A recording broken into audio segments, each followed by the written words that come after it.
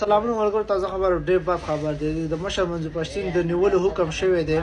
چې مشر منظور پښتین چې کوم دی هغه د ونیول سي حالانکه مشر منظور پښتین د یو کال لاسه هغه انډرګراوند دی مطلب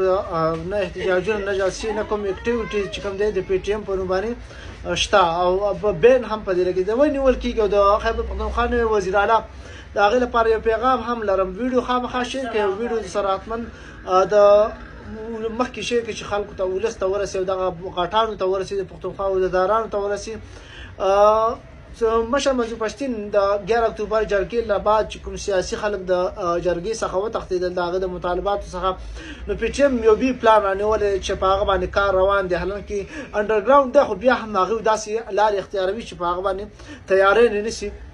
لدینا د حکومت یاره ده چې دا کامیاب نشي یا دا جلب ونشي حالات طبيعي ګډوډ جوړ نشي نور هم ورته ساخ نشي بل وخت د پښتونخوا وزیر اعلی لپاره هم یو لوی امتحان دی چې مشر منظور پښتین د قام او د ولس د پښتنو د هر پارټي خلک چې کوم دي چې نومي پښتون د هغه مشر د هغه د حقوق خبره کوي نه د خپل کورسۍ د پاره نه د خپل نوټونو د پاره نه د خپل وزارت لپاره نه چې کوم د کار کوي او نه د هغه په سوچ کې هم نشته سیاسي خلک چې کوم د خامخه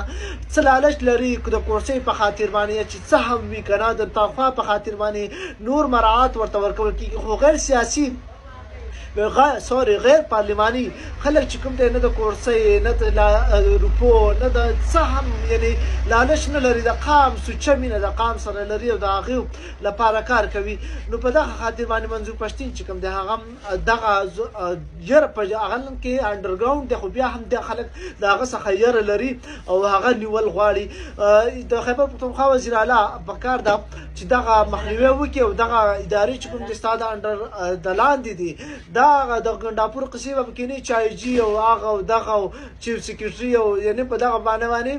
نو په کار ده چې په دې په خلاف باندې سره غږ پورته کوي او دغه د نیولو چې کوم هغه دغه باید عدالت بیرته واخلي مننه